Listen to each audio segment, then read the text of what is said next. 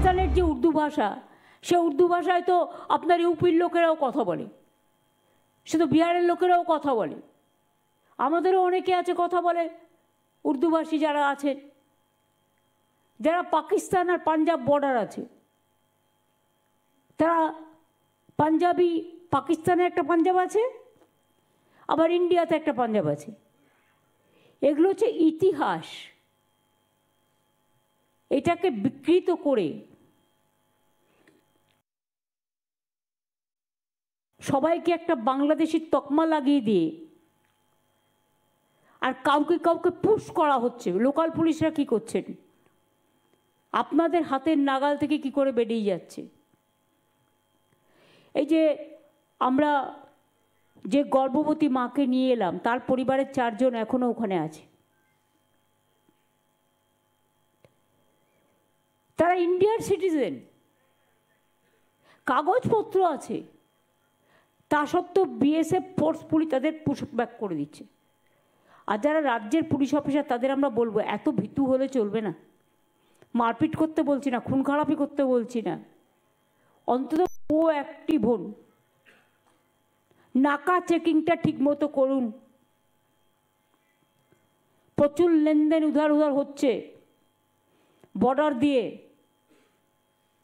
এবং যারা বেশি সমালোচনা করে তারাই এটা খেয়ে যায়, আর দোষ হয় অন্য লোকের।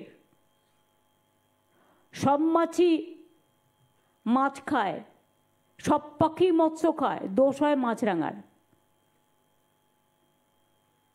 এটা মাথায় রাখবেন। আর আমাদের প্রত্যেকটা বর্ণের, ধর্মের, জাতির, সম্প্রদায়ের এক একটা কালচার আছে নিজেদের। তাদের কালচার, তাদের সংস্কৃতি তারা রক্ষা করবেন। তাদের শাসন করার অধিকার কারো নেই। আর আমি রাজবংশী কামতাপুরী যারা ভাই বোনেরা আছেন, বা নৌশাকসের যারা আছেন, যারা সংখ্যালঘু, তপশিলীয়, আদিবাসীও, নমশূদ্ররাও, যাদের ওপর অত্যাচারটা বেশি হচ্ছে, তাদের বলবো চিন্তা করবেন না। বাংলায় ডিটেনশন ক্যাম্প আমি থাকতে আমি কোনো দিনই করতে দেবো না। তার কারণ হচ্ছে আমরা চাই মানুষ তার মর্যাদা নিয়ে, তার সম্মান নিয়ে বাঁচুক। আর আসাম গভর্নমেন্টের কোনো অধিকার নেই বাংলার লোককে চিঠি পাঠানো, কোনো ক্ষমতা নেই। আর পুলিশকেও আমার বলা থাকলো, অন্য রাজ্য থেকে এসে যেন আমার রাজ্যের লোককে গ্রেপ্তার করে নিয়ে যেতে না পারে, এটা আপনাদের দায়িত্ব দেখার।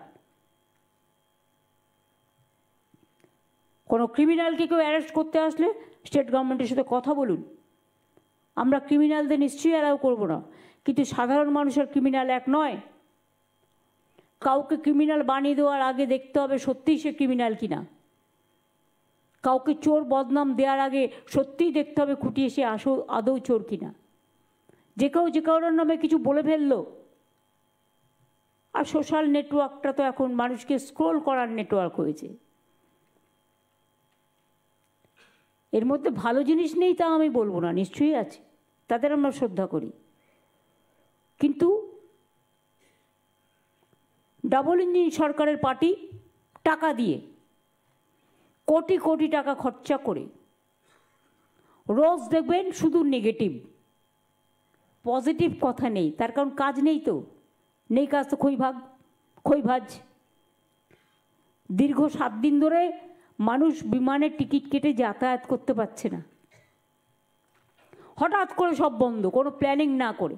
এই যে এসআইআর আনপ্ল্যান্ড, সার্ভার কাজ করছে না, বিএলওদের রাত 10টার পরে থ্রেট করা হচ্ছে, বিডিওদের ঘুমোতে দেওয়া হচ্ছে না, এসডিওদের ঘুমোতে দেওয়া হচ্ছে না, প্রেশারের ওপর প্রেশার।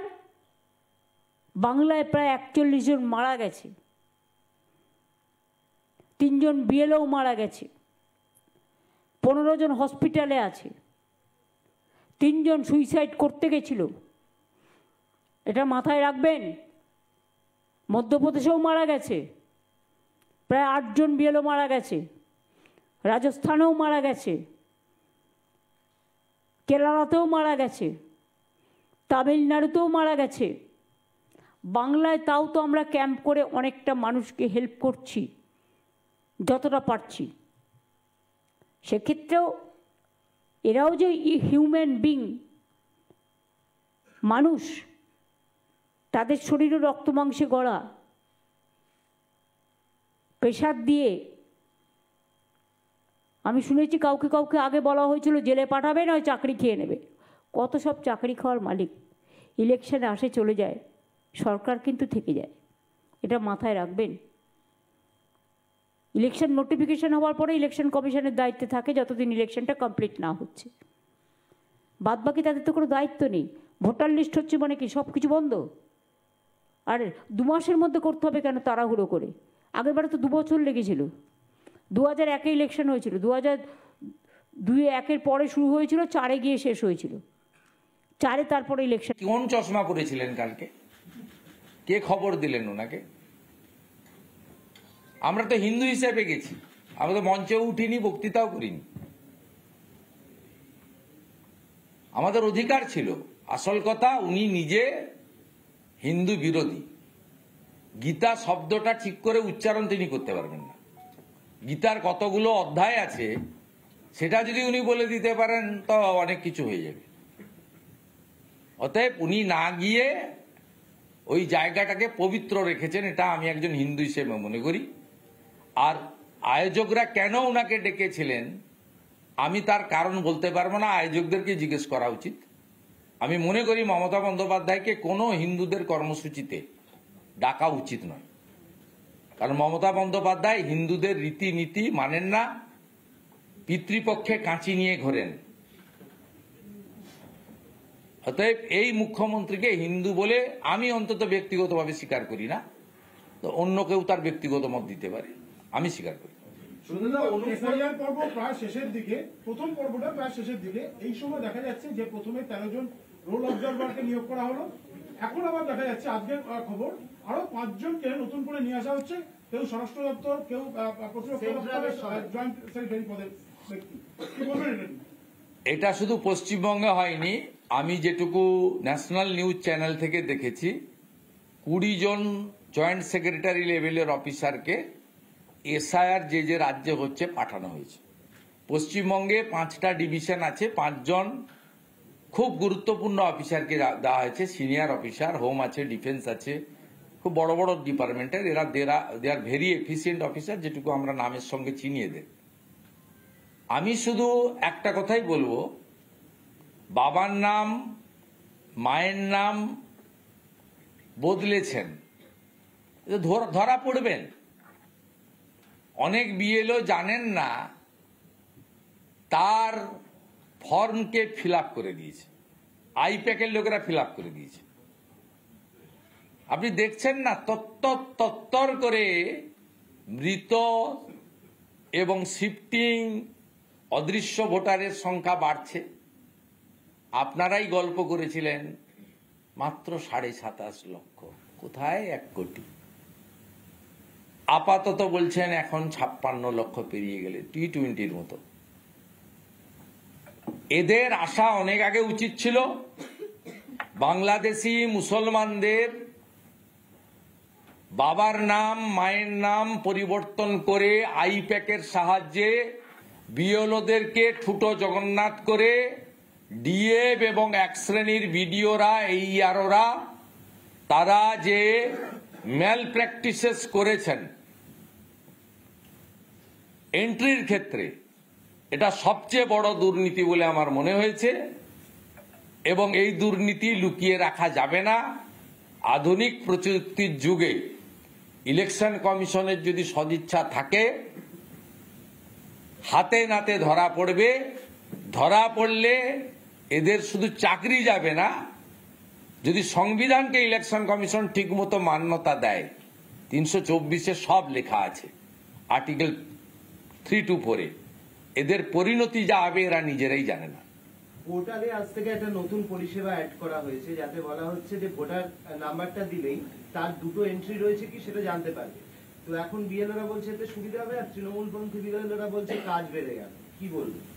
ওদের যন্ত্রণা হচ্ছে খুব। এই যন্ত্রণার কোনো ওষুধ নেই, এই যন্ত্রণার কোনো ওষুধ নেই। ও খুব কষ্ট। ওরা যে অ্যাসাইনমেন্টটা নিয়েছিল যে মাননীয় ম্যাডাম আপনার কোনো চিন্তা নেই, আমরা সব ঠিক করে দেব। ইলেকশন কমিশন তো বহিরাগত, আমরা তো আপনার বাড়ির ছেলে, আমরা সব ঠিক করে দেব। এখন ঠিক করতে পারছেন না। ইলেকশন কমিশনও প্রথমটা লাটাইতে একটু সুতো ছেড়ে দিয়েছিল, এখন গুটাচ্ছে আস্তে আস্তে। যত দিন যাবে যন্ত্রণা বাড়বে।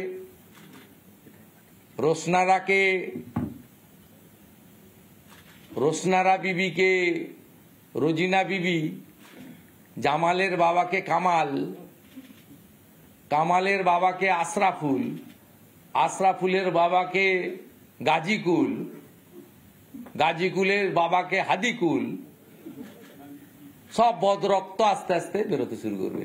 Wait and see, wait and see. আগামী 4 সপ্তাহ হরি বল। অনুব্রত মন্ডল তিনি দাবি করছেন যে কোনো বাংলাদেশি নেই, কোনো রোহিঙ্গা নেই, এসআইআর করে কোনো লাভ হবে না। আমি এর প্রশ্নের উত্তর দেব না। একটা লোক 3 বছর 2.5 বছর জেল খেটেছে, আরো 3.5 বছর জেলে যাবে। কে? মমতা ব্যানার্জির জন্য করছেন। অনুব্রতকে ধরে টানাটানি করছেন কেন? আপনারা মমতা ব্যানার্জিকে ছেড়ে রাখেন কেন? ভয় করেন তো? মমতা ব্যানার্জি বলে দিয়েছে ফেস টাইম কল করে, আমনদীপ তুমি অনুব্রতর সঙ্গে কথা বলো, নইলে এর পরে ট্রান্সফার অর্ডারে তোমার ট্রান্সফার হয়ে যাবে। আমনদীপ বাধ্য হয়েছে। মূল সমস্যাটা তো মমতা ব্যানার্জিকে কেন্দ্র করে। শাহজাহানরা কেউ নয়, জ্যোতিপ্রিয় মল্লিকরা কেউ নয়, আসল মমতা ব্যানার্জি। ইনি আশীর্বাদ দিয়েছেন বলে পুলিশের আইসির স্ত্রী এবং মাকে 5 বার ধর্ষণ করবে বলার পরেও 4টে সিকিউরিটি থেকে 22টা সিকিউরিটি, কনভেনার, এসআরডিএর চেয়ারম্যান, রাজ্যের মন্ত্রী, সমমর্যাদার র্যাঙ্ক, সবই মমতা ব্যানার্জির জন্য হচ্ছে। হুমায়ুনের মসজিদের জন্য মেশিন বসিয়ে টাকা তোলা হচ্ছে। সাসপেন্ড হওয়া বিএলও সই দেখতে পাওয়া যাচ্ছে, ফর্মে কমিশন নোটিশ করেছে। আবার কোনো কোনো জায়গায় দেখা যাচ্ছে যে বিএলওরা তারা তৃণমূল কংগ্রেসের পদেও রয়েছে, আবার বিএলওতেও রয়েছে। সেটা আমরা আগেই 4700 লিস্ট দিয়েছিলাম, এখনো কমপ্লায়েন্স দিতে পারেনি। আর আপনি যেটা বলছেন কি হবে তো বুঝতে পারবেন। আপনি বারুইপুরের কথা বলছেন, হ্যাঁ? এত তাড়াহুড়া করছেন? কিছু হয়নি, কিছু হয়নি। এখন সকালবেলা ব্রেকফাস্ট হয়নি, এখন ব্রেকফাস্ট হয়নি, লাঞ্চ অনেক পরে। সব আমি বলবো কেন? ইলেকশন কমিশন করবে। হুমায়ুনের এই মসজিদের জন্য মেশিন বসিয়ে টাকা গোনা হচ্ছে। মেশিন বসিয়ে টাকা গোনা হচ্ছে। দেখুন, ধর্মীয় প্রতিষ্ঠান নিয়ে আমাদের পার্টির সকলে স্ট্যান্ড ক্লিয়ার করেছে। আমিও বলেছি নামকরণে আমাদের আপত্তি আছে, কিন্তু এই যে সরকারি মদতে 1000 পুলিশ দিয়ে যে উল্লাসটা সংগঠিত করা হলো মোগল পাঠান হানাদারদের নামে, বাবর একজন ধর্ষণকারী ছিলেন, লুটেরা ছিলেন, তিনি ভারতের কেউ ছিলেন না, তিনি ভারত দখল করতে এসেছিলেন, ভারতীয় মহিলাদের ভোগ করতে এসেছিলেন, ভারতের মন্দিরগুলো ভেঙে গুড়িয়ে হিন্দুদের ধর্ম, আদিবাসীদের ধর্ম পরিবর্তন করতে এসেছিলেন, ভারত থেকে লুটে নিয়ে ভারতের সোনা, হীরা, মণি, মাণিক্য সব আরবে নিয়ে চলে যেতে এসেছিলেন। তার নামকরণে আমাদের প্রত্যেকটি লোকের আপত্তি রয়েছে, আমাদের সেই আপত্তি আছে। কিন্তু যে ধর্মীয় উন্মাদনা পরোক্ষভাবে প্রত্যক্ষভাবে পুলিশ প্রশাসনের মদতে বিনা অনুমতিতে হয়েছে, টাকা সংগ্রহ হয়েছে, এটা একটি বাংলাদেশের মৌলবাদীদের যে আস্ফালন, তার প্রভাব সীমান্তবর্তী মুসলিম সংখ্যাগরিষ্ঠ মুর্শিদাবাদে দেখানো হয়েছে।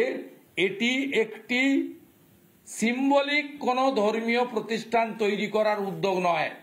আমরা আবারও বলি, মন্দির, মসজিদ, গির্জা, গুরুদ্বারা তৈরি করুন, বৈধভাবে করুন, নিজের জায়গায় করুন, নিজেরা নিজেদের সম্প্রদায়ের লোকেরা অর্থ জোগাড় করে করুন। কিন্তু এই যে একটা আস্ফালন বাবরের নামে করব, কিচ্ছু করতে পারবে না। আমরা করব, করে দেখাবো, মাইক বাজাবো, লক্ষ লোকের জমায়েত করব, no need any permission. Saraswati Puja Jogamaya দেবী কলেজে করতে গেলে হাইকোর্টে যেতে হয় ছাত্রীকে, আমাকে দোলের দাহন করতে গেলে ভবানীপুরে রাত্রি 9টার পরে গিয়ে গলির মধ্যে অন্ধকারে করতে হয় হাইকোর্টের অর্ডারে, কলকাতা পুলিশের আপত্তিতে। মা কালীকে প্রিজন ভ্যানে তোলা হয়, আর মমতা ব্যানার্জি এক চোখ বন্ধ করে ওইখানে এগুলো অ্যালাউ করলেন। এটা মৌলবাদীদের আস্ফালন এবং টাকা গোনা বলুন, টাকা সংগ্রহ করা বলুন, এবং কালকে গীতা পাঠের মতো একটি পবিত্র ধর্মীয় কার্যক্রমকে যেভাবে আরেকটি সম্প্রদায়ের তাদের ধর্মীয় গ্রন্থকে দিয়ে কাউন্টার করার কথা বলা হয়েছে, এটা ধর্মীয় সহাবস্থান বলে না। স্বামী বিবেকানন্দের ভাষায় নিজ ধর্মে আস্থাশীল, অপর ধর্মে শ্রদ্ধাশীল, এর মানে তা হয় না।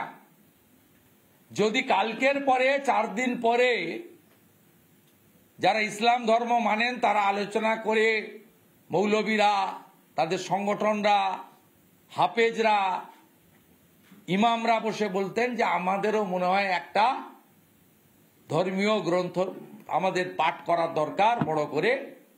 কিন্তু কালকে এখানে কর্মসূচি শেষ হওয়ার আগে ফেব্রুয়ারির প্রথম সপ্তাহে আমরা পাঠ করব এই যে হুমায়ুন কবিরের ভাষা।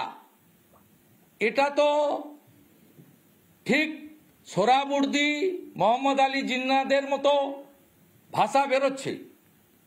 তো হুঙ্কার, চ্যালেঞ্জ এবং মাংস খাইয়ে করব। কি বলতে চাইছেন তো সমাজদার কা তো ইশারাই কাপিয়া, এভরিবডি নোজ ইট। এই মেসেজ ভেরি ডেঞ্জারাস। এটা সরকার অ্যালাউ করছে, সরকার এটাকে দেখছে, এটাই সবচেয়ে দুর্ভাগ্যের।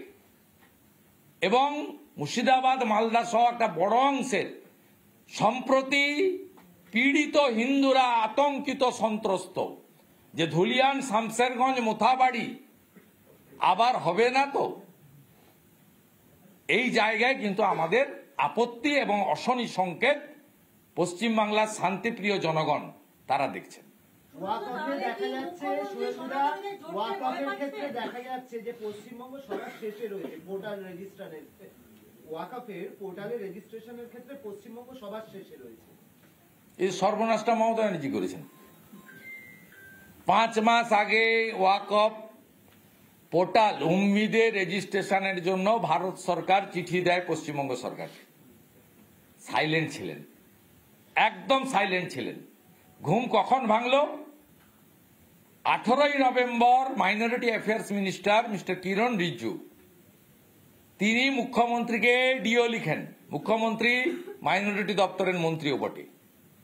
তাতে কিরণ রিজিজুজি বলেন, আপনি যেটা করছেন পশ্চিমবাংলার 80,000 প্রপার্টি যা ওয়াকফ প্রপার্টি বলে দাবি করা হয়, এরা কিন্তু বিপদে পড়বে। ভারত সরকারের ডিউটি রাজ্য সরকারকে সুযোগ দেওয়া, জানানো, সতর্ক করা।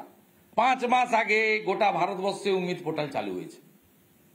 কিরণ রিজিজুজি 18ই নভেম্বর চিঠি দেওয়ার পরে পিবি সেলিমকে ডেকে মুখ্যমন্ত্রী বলতে বাধ্য হন যে এখনই নোটিফিকেশন করো, 5ই ডিসেম্বর শেষ হয়ে যাবে। এই পোর্টালে ডিজিটাইজ করতে গেলে, নথিভুক্ত করতে গেলে কতগুলি কাগজ লাগবে? 46 রকমের কাগজ লাগবে। এই 46 রকমের কাগজ অধিকাংশ ওয়াকফ প্রপার্টি হোল্ডারের কাছে নেই। এই কম সময়ে তৈরি করতেও পারবে না, সংগ্রহ করতেও পারবে না। তার ফলে উম্মিদ পোর্টাল থেকে বঞ্চিত হয়েছে পশ্চিমবাংলার ওয়াকফ প্রপার্টির যারা কন্ট্রোল করছেন, মোতোয়ালি, সেই তারা বঞ্চিত হয়েছেন। এর জন্য যদি কেউ দায়ী থাকেন, তার নাম হচ্ছে মুসলিম সমাজের চোখে তাদের যিনি রক্ষাকর্তা, সকল্ড রক্ষাকর্তা, সেই মমতা বন্দ্যোপাধ্যায়। নানা ধরনের কন্টেন্ট দেখার জন্য লাইক করুন, শেয়ার করুন আমাদের ফেসবুক পেজ, সাবস্ক্রাইব করুন আমাদের ইউটিউব চ্যানেল। পাশাপাশি অন্যান্য ব্রেকিং নিউজের জন্য অবশ্যই চোখ রাখুন রিপাবলিক বাংলায়।